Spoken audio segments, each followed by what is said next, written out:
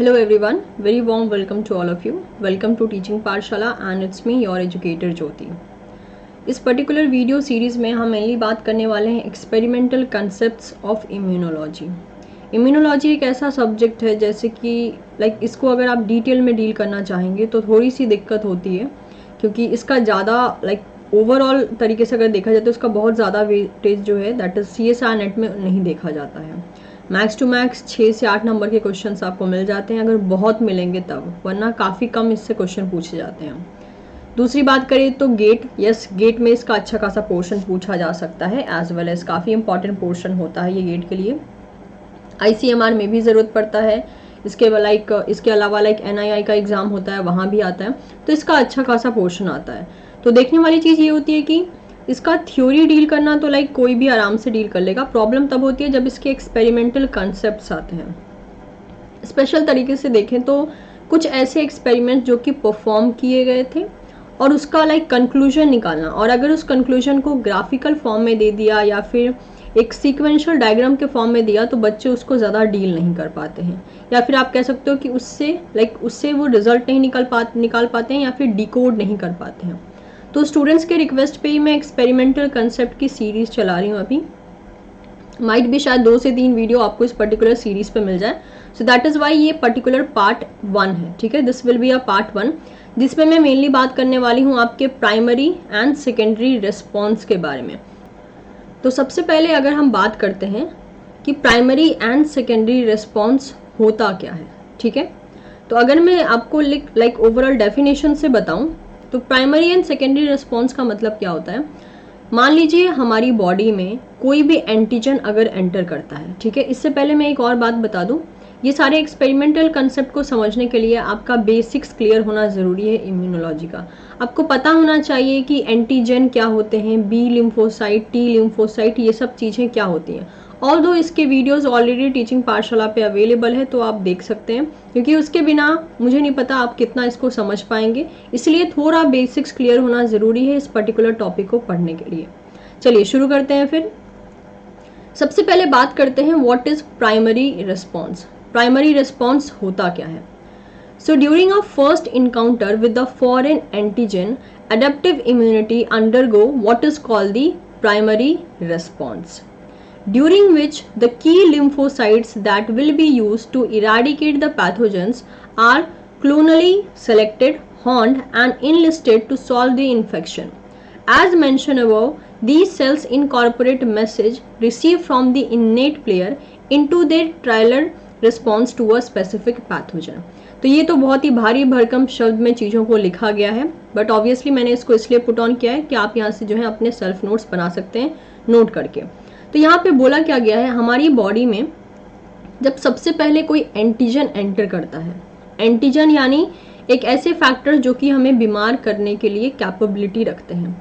तो अगर हमारी बॉडी में पहली बार कोई एंटीजन इनकाउंटर किया है तो हमारी बॉडी उस एंटीजन के खिलाफ रिएक्ट करती है, या फिर आप कह सकते हो रिस्पॉन्स देती है।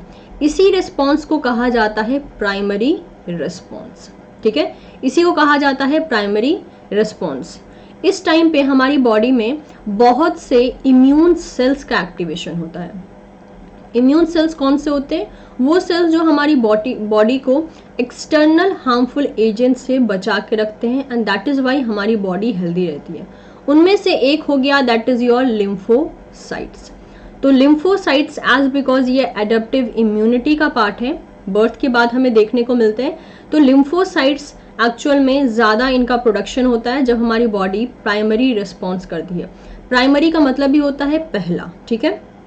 तो पहली बार कोई एंटीजन, मान लीजिए कोई एंटीजन X है, ये हमारी बॉडी में पहली बार एंटर किया है और ये हमारी बॉडी में हमें डिजीज़ फैलाने के लिए बहुत से काम कर रहा है, तो उस वक्त पे हमारी बॉडी जो है प्राइमरी रिस्पॉन्स देती है इसके लिए, और उसके लिए वो बहुत से इम्यून सेल्स को एक्टिवेट करती है और उनका क्लोन करती जाती है, मतलब उनके जैसे और सेल्स को बनाती जाती है, और बॉडी से सक्सेसफुली कुछ टाइम बाद इस पर्टिकुलर एंटीजन का रिमूवल हो जाता है। इसे हम कहते हैं क्या, दैट इज प्राइमरी रिस्पॉन्स, ठीक है। फिर आता है सेकेंडरी रिस्पॉन्स क्या है। अगर प्राइमरी रिस्पॉन्स ये है तो फिर व्हाट इज सेकेंडरी रिस्पॉन्स। तो देखिए, All subsequent encounter, that is again encounter with the same antigen or the pathogens are referred to as a secondary response. मान लीजिए हमारी बॉडी में अटैक हुआ था एंटीजन का, हमारी बॉडी उससे लड़ी in response to the primary response. Primary response दिखाकर हमारी बॉडी जो है उस एंटीजन से लड़ी, यानी हमारी बॉडी के इम्यून सेल्स उससे लड़े और हमारी बॉडी रिकवर कर गई. लेकिन कल को जाकर अगर दोबारा से वही सेम पैथोजन या वही सेम एंटीजन अगर हमारी बॉडी में अटैक करता है तो हमारी बॉडी उसके खिलाफ अब सेकेंडरी रिस्पॉन्स देती है. ठीक है, सेकेंडरी रिस्पॉन्स देती है, यानी सेकेंड टाइम रिस्पॉन्स देती है. क्योंकि एक बार मतलब जैसे कि मान लीजिए कि कोई आपके घर में पहली बार आया तो उसको वो आपका घर जो है बहुत नया नया लगेगा, लेकिन जब वो दूसरी बार आएगा तो आप भी उससे काफ़ी फैमिलियर रहोगे, तो वो सेकेंड टाइम आपके घर आया. सिमिलरली जब सेम पैथोजन या सेम एंटीजन बॉडी में दोबारा से इनकाउंटर करते हैं तो हमारी बॉडी एक इम्यून रिस्पॉन्स देती है. उसी इम्यून रिस्पॉन्स को हम कह रहे हैं सेकेंडरी रिस्पॉन्स. ठीक है, so during a secondary response memory cell keen of the final and most efficient B and T lymphocyte train during the primary response are re enlisted to fight again.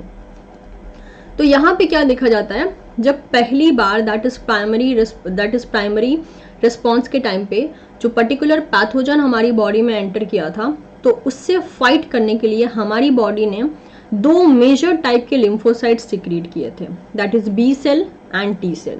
B cell और T cell जब बनते हैं और जब वो काम पूरा कर लेते हैं तो उसके बाद वो अपनी एक कॉपी छोड़ जाते हैं. सिंपल भाषा में अगर समझना चाहे तो उसको हम कहते हैं मेमोरी सेल्स. ठीक है, यानी यहाँ पे जो मेमोरी सेल्स क्या करते हैं, मेमोरी सेल्स मेमोरी रखते हैं कि यस एक्स नाम का पैथोजन पिछली बार बॉडी में एंटर किया था, अगर ये दोबारा से एंटर करता है तो हमें इसको बहुत जल्दी बॉडी से बाहर निकालना है.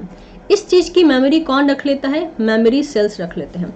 मेमोरी सेल्स मेजर तरीके से बी लिम्फोसाइट्स बनाता है, लेकिन according to the latest edition of Kuby ये भी मेंशन किया गया है कि टी लिम्फोसाइट्स भी मेमोरी सेल्स बना सकते हैं.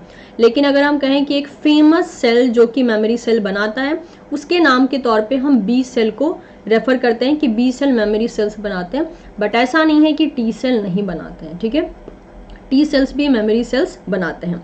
तो जो उस टाइम पे मेमोरी सेल्स बने थे उनको ऐसे ट्रेन किया गया था कि अगर ये सेम पैथोजन बॉडी में फिर से अगर अटैक करता है तो इस बार का रिस्पॉन्स थोड़ा फास्ट होना चाहिए. ठीक है, so these cells begin almost immediately and pick up the right where they left off, continuing to learn and improve their eradication strategy during each subsequent encounter with the same antigen. और ये memory cells इसी ढंग से काम करते रहते हैं जितनी बार एंटीजन बॉडी में अटैक करता है. ठीक है, तो इस तरीके से हमने देख लिया था कि प्राइमरी एंड सेकेंडरी रिस्पॉन्स होता क्या है.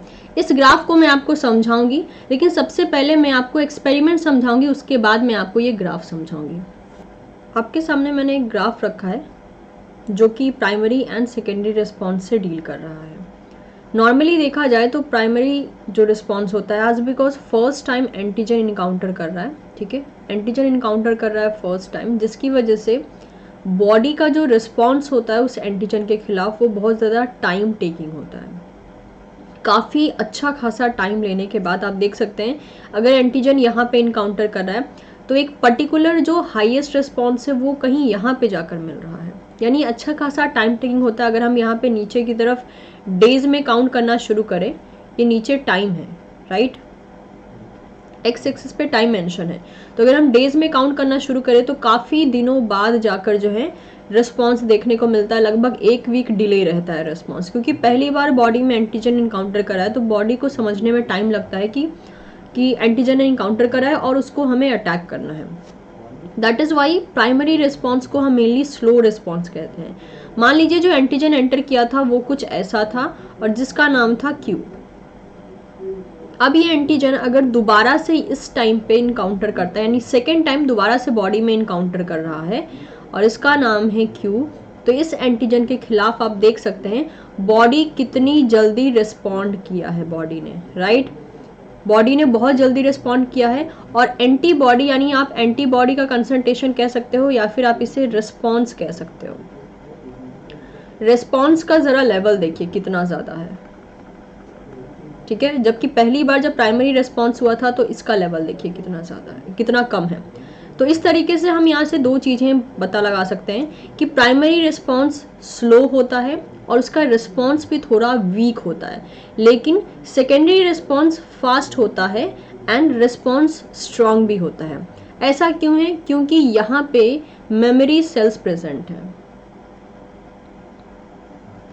तो मेमोरी सेल्स के पास मेमोरी है, तो इसलिए जब वापस से क्यू ने अटैक किया तो मेमोरी सेल्स फटाफट अपने एक्शन में आ गई और बॉडी में रिस्पॉन्स तुरंत हो गया। पिछली बार की तरह 1 वीक का लगभग टाइम नहीं लिया, 6 से 7 दिन का टाइम नहीं लिया, बल्कि कुछ घंटे में ही, कुछ आवर्स के अंदर ही बॉडी ने रिस्पॉन्ड कर दिया। इसे हम कहते हैं सेकेंडरी रिस्पॉन्स। तो इस तरीके से हमने देखा कि प्राइमरी एंड सेकेंडरी रिस्पॉन्स में बेसिक डिफरेंसेस क्या क्या है। मेक श्योर जब प्राइमरी एंड सेकेंडरी रिस्पॉन्स पे जब हम एंटीबॉडीज का इन्वॉल्वमेंट करते हैं तो मेनली हम उसे दैट इज एडेप्टिव का पार्ट मानते हैं। तो ज़रा सा एक एक्सपेरिमेंट देखते हैं जिसके बेसिस पे ये क्लास मैंने आज शुरू की है। ये पर्टिकुलर एक एक्सपेरिमेंट किया गया था ये देखने के लिए कि बॉडी में प्राइमरी एंड सेकेंडरी रिस्पॉन्स कैसे ओरिजिनेट होता है एक पर्टिकुलर एंटीजन के लिए। So the difference in the primary and secondary response to inject antigen reflect the phenomena of immunologic memory। यानी ये जो डिफरेंस हम देख रहे हैं प्राइमरी एंड सेकेंडरी रिस्पॉन्स में, ये सिर्फ और सिर्फ इसलिए हो रहा है क्योंकि सेकेंडरी रिस्पॉन्स के टाइम बॉडी में इम्यूनोलॉजिकल मेमोरी स्टोर हो चुकी है। तो जरा सा देखते हैं इस पर्टिकुलर एक्सपेरिमेंट में किया क्या गया था। When an animal is injected with an antigen, it produces a primary antibody response, right? क्या प्रोड्यूस हुआ? एंटीबॉडी का रिस्पॉन्स प्रोड्यूस हुआ, लेकिन कैसे मैग्नीट्यूड में? लो मैग्नीट्यूड में, यानी रिस्पॉन्स का लेवल बहुत ज़्यादा लो था। अगर आप यहाँ देखना चाहें तो ये जो डार्क पिंक कलर में आपको दिख रहा है that is what the primary response. तो टाइम ड्यूरेशन देखिए, अगर यहाँ पे जो टाइम है दैट इज डेज में दिया है, तो ये आप देख सकते हैं कि लगभग यहाँ पर आने के बाद रिस्पॉन्स थोड़ा सा बढ़ना शुरू हुआ है, मतलब कि 10 से 20 दिन का टाइम ले लिया है प्राइमरी रिस्पॉन्स देने में बॉडी के अंदर। ठीक है, तो टाइम ड्यूरेशन ले लिया है 10 से 20 दिन का। मैग्नीट्यूड क्या है? बहुत ज़्यादा लो है, क्योंकि मैक्सिमम तो यहाँ तक है ना, लेकिन देखिए ये यहाँ पे मिडिल में कहीं है, यानी जो रिस्पॉन्स का मैग्नीट्यूड है वो बहुत ज़्यादा लो है और यहाँ पे एंटीबॉडी का इन्वॉल्वमेंट है और वो यहाँ पे काम करेंगे। और इसके अलावा क्या देखा गया है कि ये लगभग 10 दिन के बाद यहाँ पे रिस्पॉन्स होना शुरू हुआ है और काफ़ी लंबे टाइम बाद, लगभग 20 दिन बाद जो है ये पीक पर पहुँचा है। And this is what called the primary response. दोबारा से जब हम देखते हैं कि सेकेंड एक्सपोजर हुआ, क्योंकि ये जो एंटीजन था यहाँ पे दिया गया था 0 डेज में, जब दोबारा से इस एंटीजन को दिया गया है दैट इज रिपीट एंटीजन ए, यानी दोबारा से इसको एंटीजन दिया गया है, वही एंटीजन जो पिछली बार दिया गया था। और देखने को क्या मिला आप देख सकते हैं, फटाफट से कुछ घंटों के अंदर अंदर ही इसी पॉइंट से जो है शुरू हो चुका है that is your secondary response. Again you have to see the dark pink वाला एरिया, राइट? इस एरिया की बात कर रहे हैं और आप देख सकते हैं कि कितने कम दिनों में ऑब्लिक कितने कम टाइम में ये रिस्पॉन्स जनरेट हो गया है। और मैग्नीट्यूड की बात करते हैं तो even you can see the magnitude काफ़ी ज़्यादा क्या है, हाई है। तो हम कहते हैं इम्यूनोलॉजिकल रिस्पॉन्स बहुत ज़्यादा स्ट्रॉन्ग होता है in case of a secondary response. और ऐसा क्यों हुआ है? दैट इज मेमोरी सेल्स के कारण हुआ है। तो that is what mention at the some later point a second exposure to the same antigen result in the secondary response that is greater in the magnitude and peak in less time that is 1 to 4 days। और जो peak देखने को मिलता है वो hours से लेकर कुछ दिनों में वैरी कर सकता है, या तो वो 9 to 10 आवर्स में ही हो सकता है, या तो वो 1 से 4 दिन का टाइम ले सकता है। लेकिन प्राइमरी रिस्पॉन्स की तरह वो 10 से 20 दिन का टाइम नहीं लेगा। ठीक है, इतने दिन में काफ़ी अच्छा खासा ये इंक्रीज कर जाएगा रिस्पॉन्स के मामले में। And is more antigen specific. ठीक है, तो देखा जाता है कि जो प्राइमरी रिस्पॉन्स है वो उतना ज़्यादा एंटीजन स्पेसिफिक नहीं होता है जितना ज़्यादा एंटीजन स्पेसिफिक सेकेंडरी रिस्पॉन्स होता है। ठीक है, innate responses which have no memory element and अगर each time an antigen is encounter are unchange regardless of how frequently this antigen has been encounter in the past. इसके अलावा हमारी body में एक इन्नेट रिस्पॉन्स भी होता है या इन्नेट इम्यूनिटी भी होती है जो हमारी बॉडी में बाय बर्थ प्रेजेंट रहती है। तो जब भी कोई एंटीजन हमारी बॉडी में इनकाउंटर करता है, इन्नेट और एडेप्टिव दोनों ही पर्टिकुलर रिस्पॉन्स को देखा जाता है, लेकिन इन्नेट का जो आप कह सकते हो कि इफेक्ट होता है वो थोड़ा लो देखा जाता है। तो यहाँ पे देखिए इन्नेट इम्यूनिटी भी आपको देखने को मिल रही है। अगर मैं आपको इस कलर से दिखाऊं तो यू कैन सी यार, ये वाला जो पोर्शन है ये इन्नेट इम्यूनिटी का है, राइट, और ये वाला जो है that is a adaptive immunity का है। तो प्राइमरी और सेकेंडरी रिस्पॉन्स में एडेप्टिव इम्यूनिटी एक बहुत बड़ा रोल प्ले करता है। ऑल्दो इन्नेट इम्यूनिटी भी, चाहे एंटीजन एक बार बॉडी में एंटर करे चाहे वो 10 बार एंटर करे, उसका रिस्पॉन्स मोर और लेस सिमिलर ही देखा जाता है, क्योंकि उसके पास कोई भी इम्यूनोलॉजिकल मेमोरी नहीं होती है। Because immunological memory is a property of a adaptive immunity oblique adaptive immune system. ठीक है, तो इस तरीके से हमने ये एक्सपेरिमेंट देखा। इस एक्सपेरिमेंट पे ऑलरेडी CSIR भी क्वेश्चन आई थिंक पूछ चुका है। गेट में इस पर्टिकुलर एरिया से अच्छा खासा क्वेश्चन पूछा जाता है, DBT में भी पूछा जाता है, और भी बहुत से एग्जाम में ये प्राइमरी सेकेंडरी रिस्पॉन्स पे क्वेश्चन काफ़ी ज़्यादा आते हैं। माइट भी आपको लाइक ग्राफिकल फॉर्म में पूछ दे या फिर थ्योरी फॉर्म में पूछ दे। ठीक है, सो एडेप्टिव इम्यूनिटी दस provide a second and more comprehensive line of defence informed by the struggle undertaken by the innate system. तो इन्नेट इम्यूनिटी से ज़्यादा या इन्नेट सिस्टम से ज़्यादा एडेप्टिव इम्यूनिटी ये ज़्यादा हेल्प करती है बॉडी की, मेनली किसी भी पैथोजन को बॉडी से इरेडिकेट करवाने में। So adaptive arm of immune response is a immunological memory. सबसे जो एक कह सकते हो आपकी एडेप्टिव इम्यूनिटी का सबसे बेस्ट पार्ट जो होता है वो होता है इसका इम्यूनोलॉजिकल मेमोरी, जो कि इसका सबसे बड़ा आप कह सकते हो कि बेनिफिशियल पॉइंट बनता है, जिसकी वजह से सेकेंडरी रिस्पॉन्स इतना ज़्यादा फास्ट देखा जाता है। This is the sorry it should be this is the ability of an immune system to respond much more swiftly and with a greater efficiency during a second exposure to the same pathogen.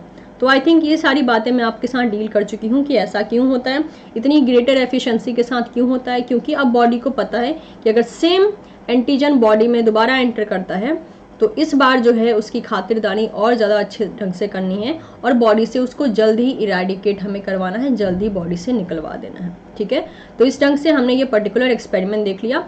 चलिए अब थोड़ा सा हम इसके differences के बारे में like to the point बात कर लेते हैं कि what are the differences between the primary and the secondary response.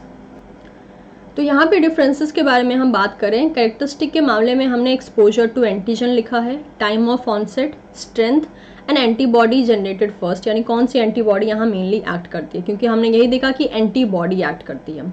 तो प्राइमरी रिस्पॉन्स के बारे में अगर हम बात करें और एंटीजन का एक्सपोजर की बात करें तो सबसे फर्स्ट टाइम एंटीजन इनकाउंटर करता है, उसके बाद हमें प्राइमरी रिस्पॉन्स देखने को मिलता है। लेकिन सेकेंडरी रिस्पॉन्स के मामले में सेकेंड टाइम एंटीजन इनकाउंटर करता है, second time antigen encounter, right. ये टेबल आपको अच्छे से भरने आना चाहिए अगर आपने आज का मेरा लेक्चर ध्यान से सुना है तो, except this particular point, last वाली पॉइंट को छोड़ के, क्योंकि लास्ट वाला पॉइंट मैं आपको एडिशनली बताऊंगी। टाइम ऑफ ऑनसेट कितना टाइम लेता है, हमने क्या कहा यहाँ पे, primary response more than a week ले लेता है।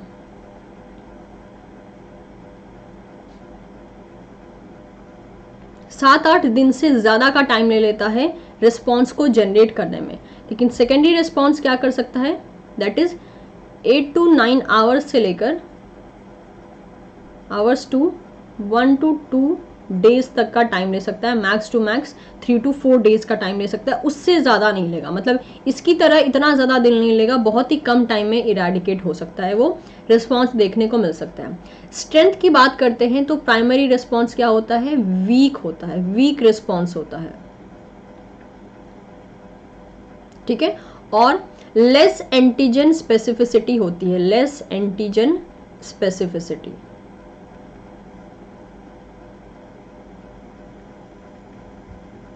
ठीक है। इसके अलावा अगर हम बात करें सेकेंडरी रिस्पॉन्स की तो इसका स्ट्रेंथ काफी ज्यादा स्ट्रॉन्ग होता है, स्ट्रॉन्ग रिस्पॉन्स,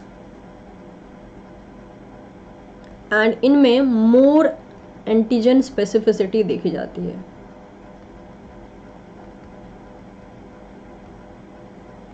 ठीक है, नेक्स्ट बात करते हैं एंटीबॉडी जनरेटेड फर्स्ट। सबसे पहले एंटीबॉडी कौन सी जनरेट होती है, क्योंकि हमने सिर्फ यही पढ़ा कि एंटीबॉडी जनरेट होती है। तो प्राइमरी रिस्पॉन्स पे देखा गया है कि सबसे पहले एंटीबॉडी जो जनरेट होती है वो होती है IgM, एंड देन वो जनरेट करवाती है दैट इज IgG।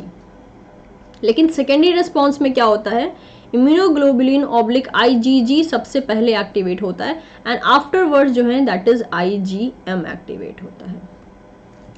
ठीक है, तो इस ढंग से हमने एक बेसिक डिफरेंस देख लिया प्राइमरी एंड सेकेंडरी रिस्पॉन्स के बारे में। आई एम एक्सपेक्टिंग कि लेक्चर सभी को समझ में आ गया होगा। इवन अब जितने भी क्वेश्चन आए हैं इस पर्टिकुलर टॉपिक से आप उसे पढ़ के देख सकते हैं, बहुत आसानी से क्वेश्चन आपके सॉल्व हो जाएंगे। कोई डाउट हो तो आप कमेंट सेक्शन में पूछ सकते हैं। टिल देन टेक केयर, बहुत ही जल्द नेक्स्ट वीडियो में हम कुछ और टॉपिक के साथ मिलेंगे। So thank you so much everyone and keep learning.